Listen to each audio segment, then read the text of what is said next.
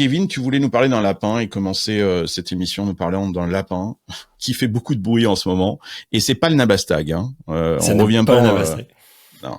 Ouais, cette semaine, moi, je voulais parler du Rabbit R1. Alors, pour ceux qui n'ont pas suivi, son lancement, du coup, a fait beaucoup de bruit quand même la dernière. Il ne parle que de ça dans l'Hacienda. Hein. Dans l'Hacienda, j'en ai vu des lapins partout. Moi, j'ai du mal à comprendre pourquoi cette excitation soudaine. Et tu vas nous expliquer tout ça. Mon flux Twitter a été rempli de ça. Je me suis demandé également ce que c'était. Donc, alors, c'est quoi ce Rabbit R1 ? Il y a tellement de bruit que on a comparé son lancement au lancement de l'iPhone, quand même. C'est des commentaires assez communs qui se retrouvent sur Twitter. Je trouve ça assez dingue. Il y a un volume de précommandes complètement dingue. Donc là, je crois que au dernier compte, on est autour de 50 000 précommandes. Donc ça fait en gros 10 millions de dollars qu'ils ont levé comme ça en l'espace de quelques semaines. Oui, c'est $200, hein, c'est ça. $200, c'est ça. $200 le prix du lapin. Faut pas que ce soit un Kickstarter et que justement il pose un lapin derrière, il se barre avec la caisse. Le produit il est pas disponible hein. Pour l'instant. Le produit n'est pas disponible. C'est une démo, certes très impressionnante. Tu vas nous expliquer ce que ça fait, mais effectivement 50 000 précommandes. Les mecs, j'espère qu'ils ont pensé bien à leur manufacturing parce que là il va falloir délivrer. Hein. T'as intérêt d'avoir bien pricié ton truc, hein, parce que imagine, c'est super. Tu te dis ouais, on a pris 10 millions, sauf que s'ils sont plantés sur leur pricing et qu'en fait le truc c'est pas $200 mais c'est $300 que ça coûte, en fait tu viens de perdre 5 millions quoi. En fait tu viens pas de gagner 10 millions, tu viens de perdre 5 millions. Et c'est la base en plus des problèmes qu'on voit sur les projets de Kickstarter quoi. Mais il y en a eu tellement de trucs comme ça ouais, carrément quoi. Donc tes métriques étaient pas bonnes et tu te retrouves à en vendre 500 000 au lieu de 500 et tu te ruines en fait, ça marche pas. Bon alors c'est quoi ce Rabbit R1 ? C'est quoi le Rabbit ? Donc du coup Rabbit R1 c'est le produit, le R1 c'est le produit et Rabbit c'est la compagnie. Donc Rabbit c'est une startup qui a été fondée par un mec qui s'appelle Jesse Liu qui est basé à Los Angeles. Ils ont levé 20 millions de dollars en octobre. Déjà ça pue. Déjà le mec qui est à Los Angeles, déjà tu te dis c'est peut-être un truant quoi en fait. Non, je fais le combat North California, South California, tu sais. Il y a quand même des belles boîtes maintenant à Los Angeles. Hein. Il y a quand même des belles boîtes. Ouais, notamment une petite boîte jaune. Notamment quoi ? Snapchat ? Ouais. Okay. Il y a quand même Snapchat à Los Angeles. Ouais, c'est vrai. Mais donc à Los Angeles, donc ils ont levé 20 millions en octobre. Le lead c'était Khosla Venture, donc ça par contre c'est plutôt un bon signe ça. C'est plutôt un bon signe quand même. Khosla, exemple d'investissement précédent. Quand on a OpenAI par exemple, juste Facebook, Google, voilà. Apple, enfin bref, un peu tout le monde. Là c'est le fond quoi, ouais c'est clair. Voilà, quand ils sont là généralement ça se passe bien. Qui est un mec extraordinaire. Et donc on creuse et on voit qu'ils développent une techno d'intelligence artificielle. Mais eux leur AI c'est pas un LLM, donc c'est pas un large language model. Eux ils appellent ça un large actions model. Et l'idée c'est d'apprendre à une AI un workflow utilisateur sur n'importe quelle app. Donne-nous un exemple là. Ça veut dire je vais sur Airbnb, donc il y a un exemple, je vous invite à aller voir sur rabbit.tech/research. Je vais sur Airbnb, j'explique à l'AI pendant que je fais mes actions. Donc je dis voilà, je cherche des vacances à Lisbonne pour 3 personnes du 25 au 26 octobre. J'ai un range de prix maximum jusqu'à 1200 €. Je clique là, ça a l'air intéressant et je book ici. Voilà. Et donc en fait, en un seul coup, il n'y a pas besoin d'expliquer le workflow plus que ça. Leur large actions model, apparemment, d'après leur claim de recherche, est capable de reproduire le même workflow sur Airbnb. Et donc l'idée pour eux, c'est de pouvoir apprendre à ce large actions model à utiliser n'importe quelle application web, pas forcément besoin d'une API, du coup parce que c'est l'interface qui a une API, pour aller reproduire tous ces workflows et vous simplifier la vie. Attends, ok Kevin, je t'arrête 2 secondes. Ou alors je suis con, j'ai pas compris. Si je vais sur Airbnb pour chercher un appart à Barcelone, ok, de la période de machin, un truc, quel est l'intérêt d'avoir appris ce truc-là à Rabbit, puisque ça y est, j'ai fait le travail une fois, je vais pas à Barcelone 12 fois, quoi, en fait. Donc, ça sert aux autres ensuite ou ça sert, c'est quoi ce truc? Ça te resserre à toi, ça resserre aux autres. En gros, c'est des variables après, c'est-à-dire que Lisbonne est une variable, les dates sont une variable, etc. Donc après, tu peux aller lui redemander tout simplement. Book-moi 3 nuits à New York du 25 au 27 janvier et pour un prix maximum de temps. Et en gros, logiquement, leur large actions model, c'est aller renaviguer sur Airbnb pour le faire. Donc tu peux imaginer plein d'actions avec ça. Trouve-moi le meilleur prix pour cet hôtel à New York, et puis il va faire le workflow sur 5 apps différentes pour retrouver l'information, qui sont pas forcément des apps qui proposent des API ou des choses comme ça. Voilà.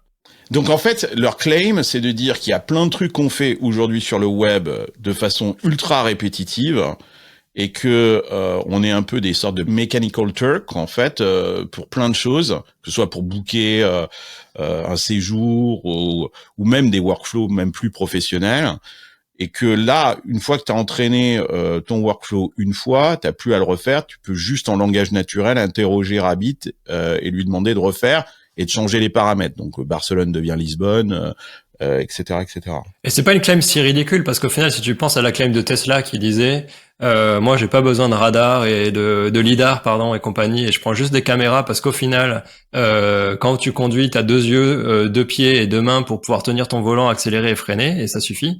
Et ben là c'est pareil en fait, t'as 2 yeux, un écran, un clavier, une souris, et les interfaces sont faites pour que les utilisateurs puissent aller au bout. Donc pourquoi j'aurais besoin d'une API où il faut apprendre un langage spécifique, comprendre l'intégration, etc. Fondamentalement, si j'explique à un modèle assez intelligent ce que je veux, il devrait pouvoir trouver sur l'interface où aller cliquer. Kevin, qu'est-ce que tu penses du pricing à $200? Ah bah on n'y est même pas arrivé là, c'est-à-dire que là on sait même pas. Tu parles de quoi? Parce que justement jusque là la techno, Ouais. c'est un large actions model. Donc ça a l'air plutôt, jusque là ça se passe plutôt bien, on est d'accord. Les $200 c'est le device quoi en fait. Mais $200 c'est un device. Exactement. Alors qu'est-ce qu'un device va foutre là-dedans? Oui. Ouais. Voilà, qu'est-ce qu'un device va foutre là-dedans? Ouais. Et Ouais. c'est un peu la question suivante, c'est-à-dire jusque là pourquoi pas, c'est une boîte d'AI qui te propose un modèle qui est différent, qui permet d'aller répliquer des tâches hyper simplement et de faire des automatisations pour toi. Et là, on parlait de précommande de $200, comme tu dis, Eve, de 50 000. Mais du coup, on parle de quoi? Parce que OpenAI, quand ils ont ouvert leur chat, tu allais sur leur site, tu faisais sign in et puis tu chattais avec le truc. Bon, pourquoi on fait pas ça? Parce qu'ils ont décidé de mettre leur techno derrière un device qui s'appelle le R1, qui est une espèce de mini Tamagotchi. En gros, c'est quoi? C'est une customer device. C'est plutôt bien fait, le design est plutôt réussi. Ouais, donc ça enregistre la voix. Il y a un micro, il y a une petite caméra avec un petit écran à côté, un bouton et un espèce de scroll, un bouton de scroll. Donc je vous invite à regarder à quoi ça ressemble. C'est très simple, très basique. Ça se recharge, ça se connecte à Internet, il y a une connexion Bluetooth, etc. Et en gros, ça permet quoi? Ça permet d'avoir une interface hyper simple. On appuie sur le bouton, on dit commande-moi un Uber, je veux aller au restaurant et automatiquement le device fait le boulot, commande le Uber et vous répond le Uber arrive dans 2 minutes. Voilà. Et donc vous n'avez pas été sur l'application pour faire le boulot, etc. Et c'est le device qui fait tout. En effet, le device est plutôt bien designé, c'est très minimaliste. D'ailleurs, les designers, c'est Teenage Engineering. C'est une boîte de hardware qui est assez connue, qui font des devices de musicaux. Donc le plus connu, c'est un mini synthétiseur qui est hyper sympa, Oui. qui s'appelle OP1, qui a fait un carton d'ailleurs. Un carton. Jean-Michel Jarre ne jure que par ça maintenant. Voilà. Donc ils ont pas mal de belles références sur ce truc-là. D'ailleurs, il est généralement en rupture de stock, donc des super designers. Donc vraiment, le device c'est sympa, mais on peut fondamentalement se demander qu'est-ce qu'un hardware vient foutre au milieu de cette histoire de large actions model, vu qu'au final, on est juste en train de dire c'est mon app unificatrice. C'est Siri en gros ce que je fais, et donc eux se disent bah non, on enlève toute la partie interface du smartphone et on met que Siri dans votre main, voilà. Et donc vous achetez Siri pour 200 balles. Donc vous en pensez quoi? Bah, tu l'as dit quand tu dis Siri, regarde Amazon, ils ont fait ça il y a 4-5 ans, mais à la fin, il a fallu pour ramener Alexa dans ta cuisine ou que sais-je, il a fallu, ou même dans ton Audi ou je sais pas quoi, il a fallu la mettre dans quelque chose pour que ça s'interface et qu'on puisse commander des choses. Aujourd'hui, je sais pas qui, on disait à l'époque, rappelez-vous qu'il y en avait des millions, que tout le monde aurait son assistant personnel chez lui. Aujourd'hui, je sais pas qui. Son home assistant, ouais. Mais moi, j'utilise Alexa, mais tu vois, c'est pourquoi? C'est pour te foutre la radio, pour avoir la météo à la rigueur, mais c'est tout, quoi. Voilà.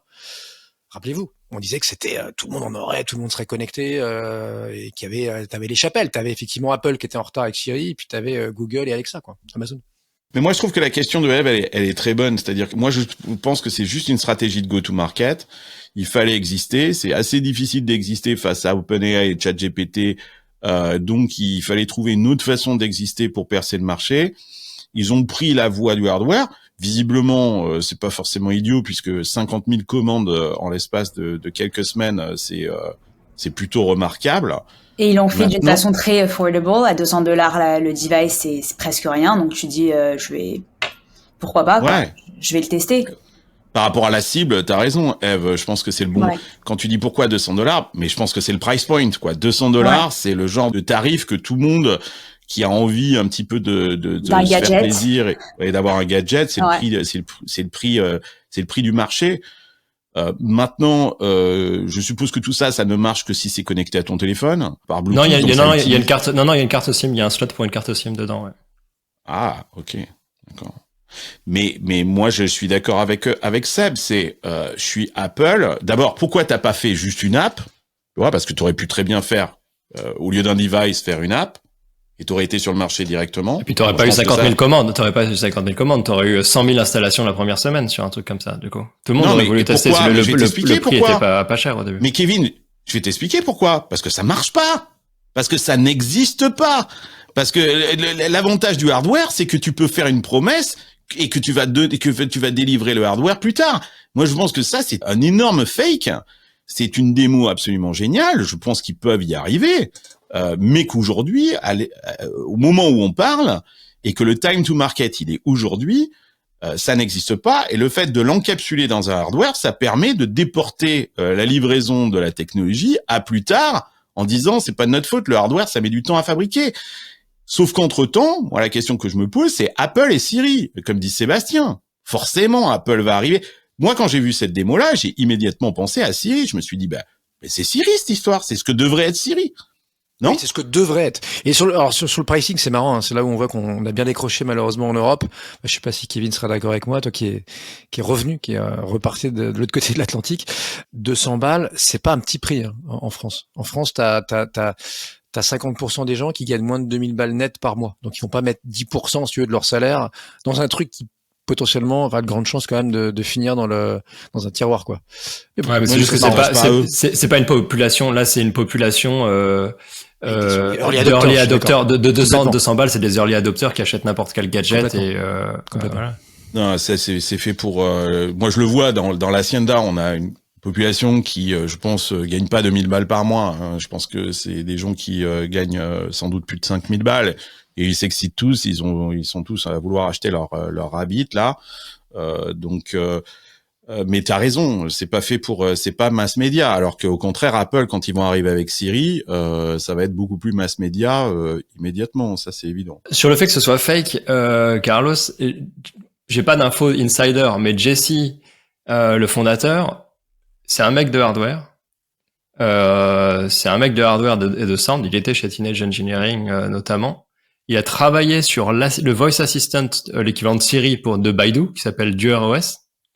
Il s'est fait racheter une boîte justement de d'AI et de voice assistant qu'il avait monté à YC par Baidu. Donc, je pense qu'en voice assistant, il y connaît quand même un petit peu. En hardware, il y connaît aussi. Donc, c'est déjà le produit a du sens dans l'angle-là, il fait des choses qu'il connaît, quoi. Et puis, en fait, la techno de ne pas passer par des API et passer par des interfaces, c'est quelque chose qui est au final assez vieux comme le monde. C'est ce qui se passe dans les banques, dans les vieux systèmes comme ça, où non, il n'y a pas d'API pour le vieux système qu'ils ont fait. Du coup, ils ont littéralement une machine devant qui tape les commandes, en fait, pour lancer sur le terminal les commandes. Donc c'est pas une interface graphique, du coup, c'est des commandes. Et on a déjà vu ça par ailleurs, d'autres startups qu'on avait vu dans la vallée il y a quelques années, qui passaient par l'interface pour faire des choses parce que le niveau d'API, si tu veux, par exemple de SAP, était beaucoup trop varié pour s'amuser à faire des intégrations, c'était beaucoup trop compliqué, donc ils passaient par l'interface qui était un minimum standardisé et du coup ils passaient des commandes. Donc tout ça, la partie techno, elle est pas impossible à croire. Moi, je pense que sur la partie hardware, c'est pas là la problématique. Hein. Je pense que quand je dis qu'ils sont pas prêts, c'est pas sur la partie hardware. Je pense que c'est vraiment sur la partie software. C'est la partie ce qu'ils appellent leur large actions model, quoi, en fait, quoi. C'est ça qui, je pense. Enfin, s'ils y arrivent, bravo, hein, félicitations. Hein. Moi, j'applaudis. Hein. C'est génial. Bon, on va regarder, quoi, en fait, mais. Moi, en tout cas, j'achète pas. Bon, je sais que Seb, t'es très mauvais pour acheter en premier des trucs comme ça. Oui, donc mais m'écoutez pas là-dessus. Il faut te l'offrir. Voilà, Voilà, faut l'envoyer. Moi, je l'achète pas. Pour l'instant, je l'achète pas. Mais si vous, Ouais, si dans les commentaires, ceux qui ont fait des commandes là du Rabbit Air One, expliquez-nous pourquoi vous l'avez précommandé, et puis expliquez-nous, hein, venez nous en parler quand vous l'avez, quoi. Je pense que vous l'aurez pas tout de suite, quoi. Mais on a une date de livraison de ce truc éventuellement. Donc c'est censé être livré mars-avril. Donc ça paraît quand même très tôt. Ah ouais, Ouais. quand même. T'as l'année c'est- ou t'as le mois aussi? Ouais, c'est mars-avril Ah, 2024, ouais, c'est ça. Non, mais si les mecs ont levé 20 millions en octobre, là où un produit qui ship en mars, la timeline me paraît vraiment serrée, à moins que tout était déjà prêt avant et que du coup c'est juste, ils avaient attendu le CES, mais ils ont levé les 20 millions avec déjà le truc prêt, etc. La timeline paraît assez serrée. Et après, par contre, le prix, c'est vraiment une histoire, c'est un peu une logique de la terre brûlée, quoi. C'est à ce prix-là, tu sais qu'ils se font pas d'argent. Tu sais que c'est à perte même dans le futur parce que tous les calls d'API, etc., tout ça, ça va coûter une blinde sur le long terme. Donc moi, j'ai plutôt l'impression que c'est un énorme appel de phare à Apple ou Google ou encore Huawei ou Baidu et compagnie. Rachetez-moi. Rachetez-moi, on a fait quelque chose. Vous savez pas Ouais. le faire, nous on sait le faire. Rachetez-nous rapidement et ça sera un super flip de Khosla Venture, voilà pour. Bah écoute, on va suivre ça, c'est intéressant. Non, je pensais pas que la livraison serait aussi rapide. Si la livraison effectivement est en mars-avril et qu'ils tiennent ce délai-là, là je révise ma position. Effectivement, là tout d'un coup, on est peut-être sur un truc qui est moins démo qu'on ne le pense, quoi. Et peut-être plus ready.